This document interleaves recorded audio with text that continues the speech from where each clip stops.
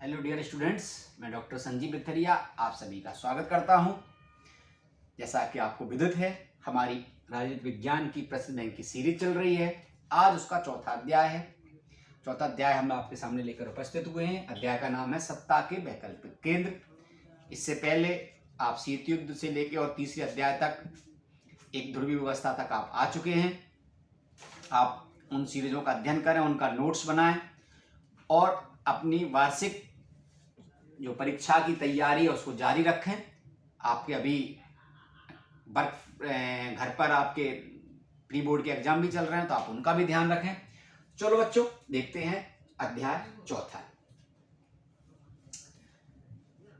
बच्चों, आप इनके नोट्स जरूर बनाते चलें, जिससे कि आपको बाद में जब आपकी पढ़ाई शुरू हो तो आपको दिक्कत ना आए उसमें, है ना। आप इसको देखते चलें।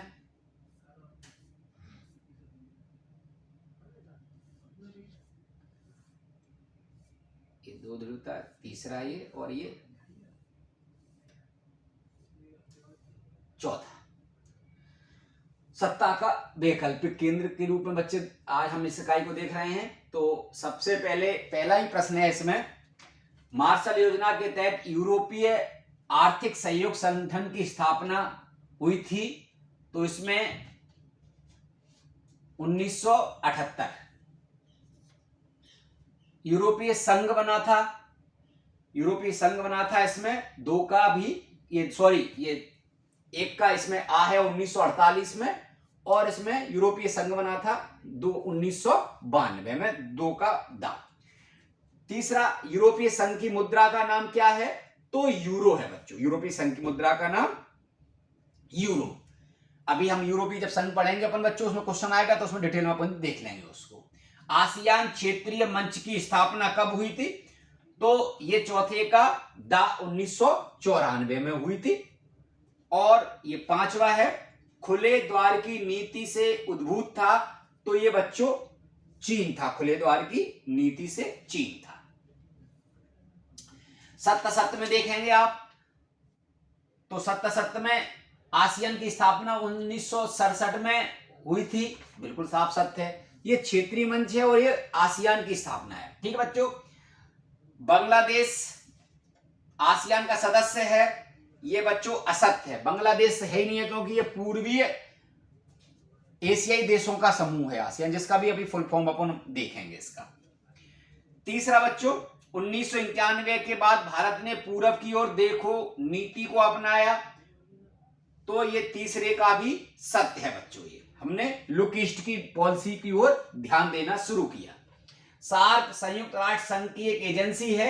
ये असत्य है बच्चों, क्योंकि सार्क दक्षिण एशियाई क्षेत्रीय सहयोग संगठन, यानी दक्षिण एशिया के जो देश हैं, भारत है, पाकिस्तान है, नेपाल है, इनके एक मिलाकर ये जो समूह बना है उसको सार्क कहा जाता है बच्चों। तो ये असत्य हो जाएगा चौथे का। पांचवे का, मार्शल योजना यूरोपीय आर्थिक सहयोग संगठन पर आधारित थी। बिल्कुल जी हाँ बच्चों, इस पर अब चर्चा करेंगे।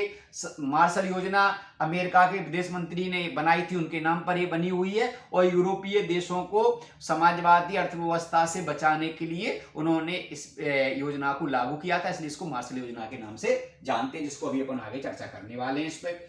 यूरोपीय संघ को नोबेल शांति पुरस्कार कब मिला ये कह रहे हैं? तो 2012 में।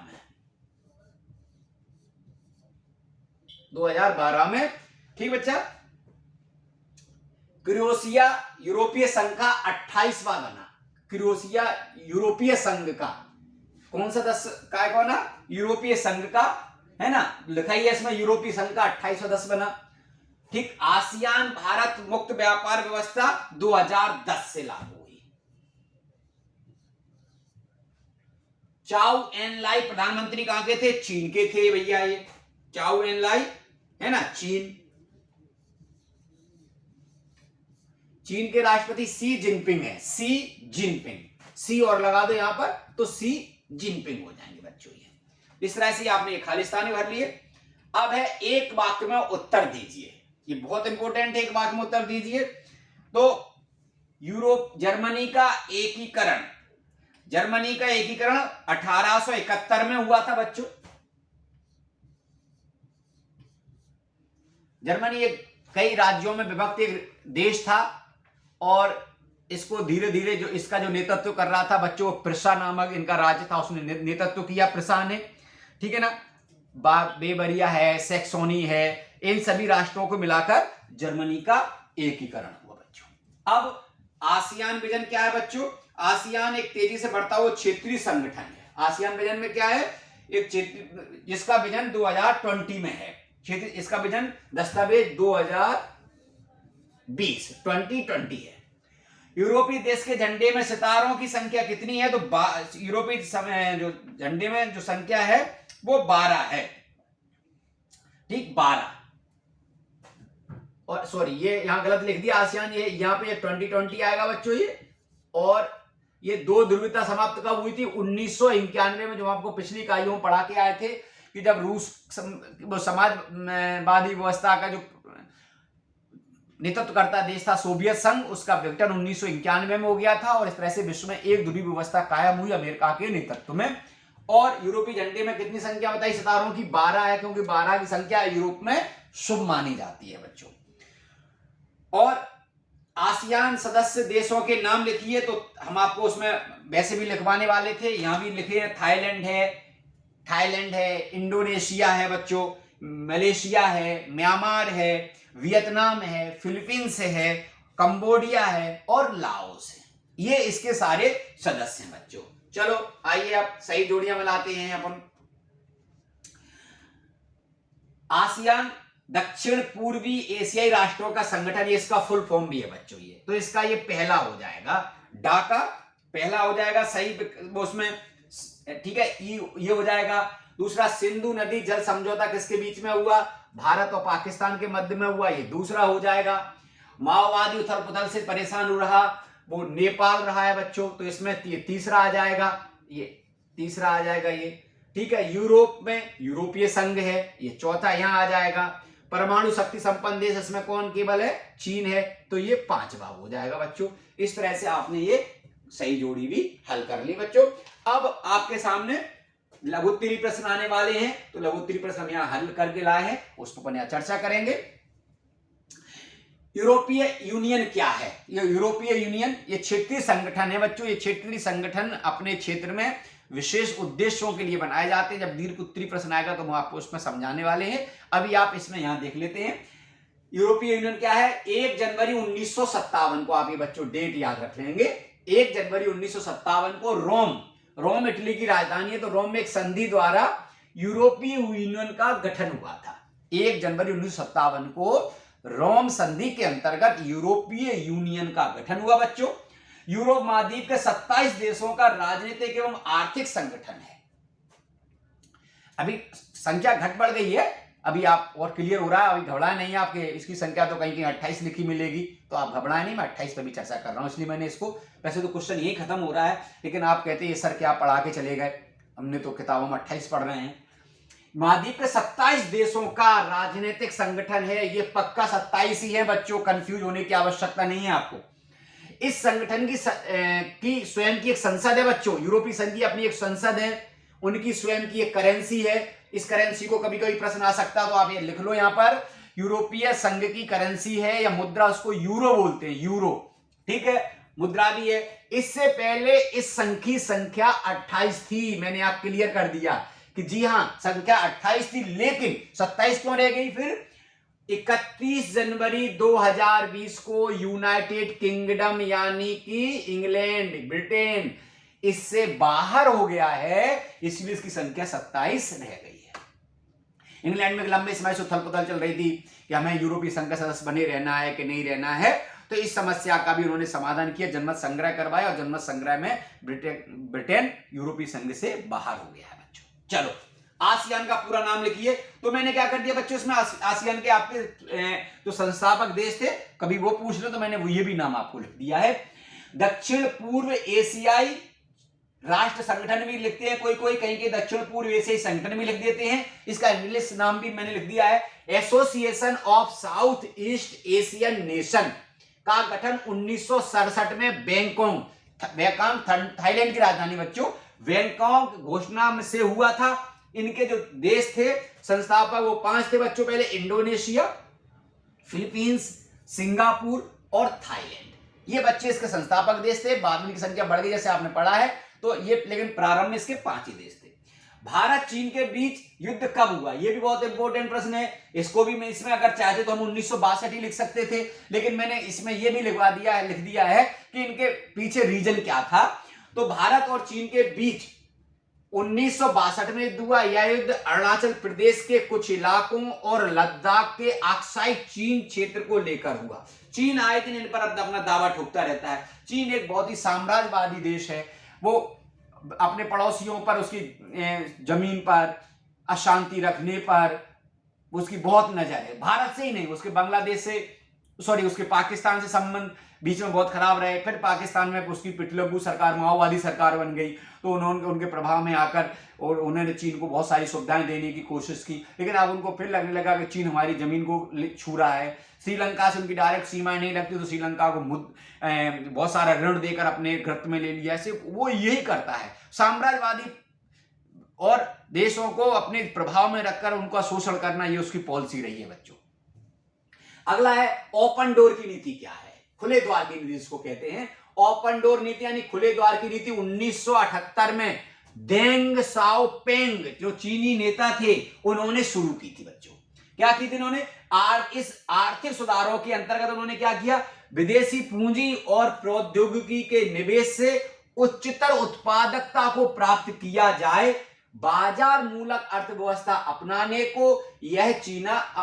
का यह चीनी तरीका था। जैसे आपने पढ़ा था पिछले अध्याय में, फर्स्ट सेकंड अध्याय में, कि सोवियत संघ ने क्या किया था, शॉक थेरेपी को अपनाया था। तो इन्होंने उसको शॉक थेरेपी को न अपनाते हुए क्या किया इन्होंने, ओपन डोर। क्या तरीका था कि बाजार मूलक अर्थव्यवस्था को अपनाया, उन्होंने शॉक थेरेपी को अपनाया। बस इतना अंतर है बच्चों उसमें। और पांचवा जो बहुत इंपॉर्टेंट है, जो बड़ा भी आपको मिल जाएगा, तो ये पॉइंट आप लिख देंगे तो बच्चों ये बड़ा भी बन जाएगा। दीर्घ में भी यही प्रश्न है बच्चों। क्षेत्रीय संगठन क्या है? 2 या 2 से अधिक राष्ट्र मिलकर क्षेत्रीय सहयोग को बढ़ावा देने। किन विषयों पर बढ़ावा देते हैं बच्चों? ये आर्थिक गतिविधियों में तेजी लाने के उद्देश्य से क्षेत्रीय संगठन का निर्माण करते हैं, जैसे सार्क, यूरोपीय यूनियन, आसियान आदि आप बच्चों लिख सकते हैं। इसको थोड़ा सा मैं जब दीर्घ की बात करूंगा तो अभी आपको इनको भी हम और समझा देंगे। अब ये बच्चों दीर्घ उत्तरी प्रश्न आ गए आपके सामने, ये बहुत इंपॉर्टेंट है। पहले वाला, यूरोपीय यूनियन के प्रमुख उद्देश्य बताइए। वहां पर ने यूरोपीय यूनियन का, यूरोपीय संघ या यूनियन एक ही बात है, वहां पर ने यूरोपीय यूनियन को पढ़ा था, तो वो वाला हिस्सा जोड़ देंगे इसमें आप, और ये लिख देंगे, तो आपका एक पूरा दीर्घ उत्तरी क्वेश्चन बच्चों बन जाएगा। आपको अलग से कोई मेहनत करने की आवश्यकता नहीं है। हाँ, आप चाहें तो स्वतंत्र हैं, आप उसमें घटा बढ़ा सकते हैं, वो मैं पहले दिन से ही आपसे बोलता हूं। तो नंबर 1, यूरोपियन यूनियन के देशों के मध्य आर्थिक, सामाजिक और क्षेत्रीय एकजुटता एवं समन्वय को बढ़ावा देना, ये उनका बच्चों पहला उद्देश्य था। दूसरा, आंतरिक सीमाओं के बिना स्वतंत्रता, सुरक्षा एवं न्याय प्रदान करना। अगर बच्चों आपने यूरोपीय महाद्वीप को पढ़ा होगा तो आपने देखा होगा यूरोपीय महाद्वीप में कई देश बहुत छोटे छोटे हैं। उनके अपने राजनीतिक हित थे, अपने आर्थिक हित थे, वो इतने छोटे देश थे, वो अपने आर्थिक राजनीतिक हित अकेले पूरे नहीं कर पा रहे थे। इसी उद्देश्य को उन्होंने लेकर एक यूरोपीय संघ बनाया। उन्होंने एक साझी मुद्रा अपनाई, साझी संसद व्यवस्था को अपनाई, और मुक्त व्यापार की भी बात चली। एक दूसरे से देश में आने जाने के लिए वीजा और उसके भी उन्होंने नियम बहुत शिथिल कर दिए बच्चों। तो तीसरा उद्देश्य इसमें 2 हो गए। तीसरा, सतत विकास, संतुलित आर्थिक वृद्धि एवं मूल्य स्थिरता, पूर्ण रोजगार और सामाजिक प्रगति के साथ साथ एक अत्यधिक प्रतिस्पर्धी बाजार अर्थव्यवस्था, पर्यावरणीय आधारित। और चौथा था वैज्ञानिक और तकनीकी प्रगति को बढ़ावा देना। ये यूरोपीय संघ का या यूनियन का उद्देश्य था बच्चों। ये इस इकाई का जो सबसे इंपॉर्टेंट प्रश्न बच्चों, दूसरा जो मैं आपके सामने लेकर आया हूं, भारत चीन मित्रता के रास्ते में कौन सी रुकावटें हैं? बहुत इंपॉर्टेंट प्रश्न है भैया बच्चों। भारत और चीन के रास्ते में रुकावट का जो सबसे बड़ा एक विषय है बच्चों, वो है सीमा विवाद। जैसे मैं आपको पहले से ही कह रहा हूं कि भारत और चीन के मध्य सीमा का मुद्दा भारत की स्वतंत्रता के साथ ही जुड़ गया। चीन भारत के, अब कई जो चीन से पड़ोसी राज्य मिले हैं उन पर अपना दावा ठोकता है। आए दिन उनकी पीएलओ जो चीन की सेना है वो भारतीय क्षेत्रों में घुस जाती है, आके तंबू गाड़ देती है, अपना क्षेत्र का दावा करने लगती, चाहे वो अरुणाचल प्रदेश हो, चाहे वो सिक्किम का हो। सिक्किम का अटल बिहारी वाजपेयी के कार्यकाल में बड़ा मुश्किल से समझौता हुआ, सिक्किम को भी अपने नक्शे में दिखाना, अरुणाचल को भी अपने नक्शे में दिखाना।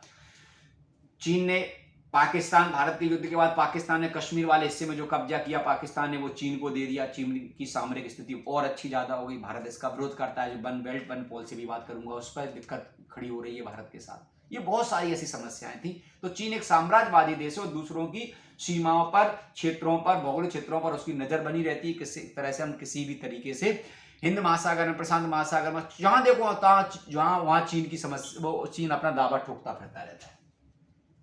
सीमा विवाद भारत और चीन की मित्रता में सबसे बड़ी रुकावट है।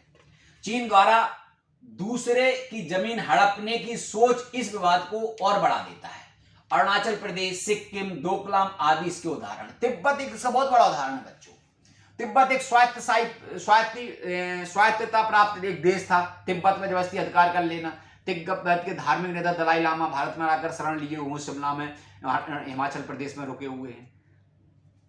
दूसरा पॉइंट है बेल्ट एंड रोड पहल। चीन द्वारा प्रायोजित परियोजना से एशिया, अफ्रीका, यूरोप की सड़क रेल मार्ग को जोड़ना एक उसका उद्देश्य है। इसमें उसने भारत का जो कश्मीर का हिस्सा जो पाकिस्तान ने दबा रखा था उसको दे दिया है। भारत इसका विरोध कर रहा है। दूसरा एक बड़ी समस्या ये है। तीसरा, सीमा पार आतंकवाद के मुद्दे पर चीन द्वारा पाकिस्तान का समर्थन, अंतरराष्ट्रीय मंचों पर उसका सहयोग करना, ये चीन की पॉलिसी रही है। क्योंकि भारत पर दबाव कैसे बढ़ाए, दक्षिण एशिया में भारत कहीं शक्तिशाली न बन जाए, इसलिए वो चीन पर जबरदस्ती पाकिस्तान पर समर्थन करता है और पाकिस्तान के गलत नीतियों को भी वो सही ठहराने का प्रयास करता रहता है, चाहे वो द्विपक्षीय मुद्दों की बात रही हो, चाहे वो अंतरराष्ट्रीय मंचों की बात रही हो बच्चों। चौथा, चीन ने हिंद प्रशांत महासागरीय क्षेत्र में भारत की क्वाड, जो एक भारत ने क्वाड देशों का एक समूह बनाया है, उसका भी सदस्य की भूमिका पर चीन विरोध करता है। तुम क्वाड सदस्य क्यों हो गए हो? क्योंकि ये चीन की सीधी कहीं ना कहीं उसकी दादागिरी पर नियंत्रण करता है। दूसरा जो इंपोर्टेंट इकाई का प्रश्न है वो मार्शल योजना, जो हम मार्शल योजना की आपसे बात करके आए थे बच्चों। द्वितीय विश्व युद्ध के बाद यूरोप में साम्यवाद का प्रसार रोकने, जो मैं आपको पहले समझा रहा था, साम्यवाद को प्रसार रोकने के उद्देश्य से तत्कालीन अमेरिकी विदेश सचिव जॉर्ज मार्शल द्वारा जुलाई 1947 में एक योजना प्रस्तुत की, जिसे मार्शल योजना के नाम से जाना जाता है। इस योजना के अंतर्गत क्या था बच्चों? 1948 से 52 तक के 4 वर्षों के भीतर अमेरिका यूरोपीय देशों को $12 बिलियन पुनर्निर्माण हेतु प्रदान करेगा। इस योजना में अंतरराज्यीय बाधाओं को कम करने, कई नियमों को छोड़ने और उत्पादकता में वृद्धि के साथ साथ आधुनिक व्यावसायिक प्रक्रियाओं को प्रोत्साहन देने पर जोर दिया गया। इसे ही मार्शल योजना के नाम से जाना जाता है बच्चों। अगला है आसियान के उद्देश्यों का वर्णन कीजिए। आसियान के बारे में उधर अपन बात कर चुके थे, उसको और इसको जोड़ देंगे बच्चों तो ये पूरा प्रश्न आपका बन जाएगा। ये भी दक्षिण एशियाई क्षेत्रों देशों में आर्थिक विकास, सामाजिक प्रगति व सांस्कृतिक प्रगति को बढ़ावा देना। नंबर 2, संयुक्त राष्ट्र चार्टर के सिद्धांतों के अनुसार क्षेत्रीय शांति और स्थिरता बनाए रखना। तीसरा, कृषि, व्यापार तथा उद्योगों के विकास में सहयोग देना। चौथा, शिक्षा, तकनीकी ज्ञान, वैज्ञानिक क्षेत्र में परस्पर सहयोग को बढ़ावा देना। ये आसियान के उद्देश्य बच्चों रहे हैं। इसके अलावा इसमें कुछ क्वेश्चन 2 मैंने आप बताए थे, 2 मैंने जानबूझ के वो किए नहीं बच्चों। ये 2 क्वेश्चन रह गए हैं जिनको आप देख सकते हैं बच्चों। एक पहला क्वेश्चन तो इसमें यह है कि क्षेत्रीय संगठन क्या है, तो मैंने आपको उद्देश्य क्या है, बाकी ये यूरोपीय यूनियन का हमने आपको करवा ही दिया है। भारत चीन मित्रता के रास्ते में रुकावट कौन सी आई बता दिया। आसियान का उद्देश्य क्या है बता दिया। मार्शल योजना क्या है। ये क्षेत्रीय संगठन के बारे में ये बहुत सरल है। क्षेत्रीय संगठन, क्षेत्रीय उद्देश्य, वो जो संगठन होते हैं बच्चों, वो 2 उद्देश्यों के लिए बनाए जाते हैं। मेन उद्देश्य होता है उनका आर्थिक उद्देश्य, क्योंकि पहले 2 ध्रुवीय व्यवस्था चल रही थी, फिर अमेरिका का नेतृत्व, पूरे विश्व का नेतृत्व करने लगा, दादागिरी चलने लगी। तो ये अपने बात कैसे कहें, तो ये अपने क्षेत्रीय संगठन से बनाकर एक मजबूत एक ऑप्शन प्रदान करते हैं। ये आपस में जुड़ जाते हैं अपनी सांस्कृतिक या भौगोलिक इकाई के रूप में। जैसे भारत ने दक्षिण एशियाई सहयोग संगठन बना लिया, पूर्वी राष्ट्रों का आसियान बन गया, यूरोपीय राष्ट्रों का बन गया, यूरोपीय संघ बन गया। तो इनके सबसे पहला जो इसमें होता है वो आर्थिक हित होता है बच्चा। तो पहला आप लिख लो, आर्थिक हितों की पूर्ति होती है। नंबर 2, सांस्कृतिक हितों की पूर्ति होती है। और राजनीतिक रूप से ये सशक्त महसूस करते हैं। अकेला छोटा राष्ट्र है, उसकी आवाज पहचानी नहीं जाएगी। जैसे आसियान में सभी छोटे छोटे राष्ट्र, चाहे इंडोनेशिया हो, चाहे आपका थाईलैंड हो, चाहे आपका म्यांमार, ये सारे देश छोटे छोटे हैं। दक्षिण एशिया में देख लो आप, तो सबसे बड़ा देश भारत है, उसके बाद नेपाल बहुत छोटा देश है, पाकिस्तान छोटा है, अफगानिस्तान छोटे हैं। तो जब एक समूह के रूप में मिल जाते हैं तो ये विश्व की एक बड़ी आर्थिक रूप से सशक्त राष्ट्र के रूप में उभर के एक क्षेत्रीय इकाई आ जाती है। तो क्षेत्रीय स्तर पर जब एक संगठित हो जाते हैं तो अंतरराष्ट्रीय स्तर पर इनकी बात को सुना जा सकता है, इनकी धाक जम जाती है। और साथ साथ ये आपस में मिलकर, जैसे सार्क में साफ्टा बना लिया उन्होंने। क्या साफ्टा का अर्थ क्या है? मुक्त व्यापार नीति अपना दी। सार्क के जो सदस्य हैं वो आपस में मुक्त व्यापार अपनाएंगे, वीजा के नियम शिथिल कर देंगे, एक दूसरे से सांस्कृतिक आदान प्रदान करेंगे, एक दूसरे की प्रौद्योगिकी का आदान प्रदान करेंगे। तो इससे क्षेत्रीय संगठन इस तरह से निर्माण करके अपना क्या कहते हैं भला करते हैं साथ में, और साथ में विश्व स्तर पर अपनी एक आवाज को भी बुलंद करते हैं। तो बच्चों, इस तरह से ये आज इकाई पूरी हुई। अब हम अगली इकाई लेकर आपके सामने अगले दिन उपस्थित होंगे। तब तक आप इनको अच्छे से पढ़िए, नोट्स बनाइए, घर पर रहिए, सुरक्षित रहिए। जय हिंद, जय भारत।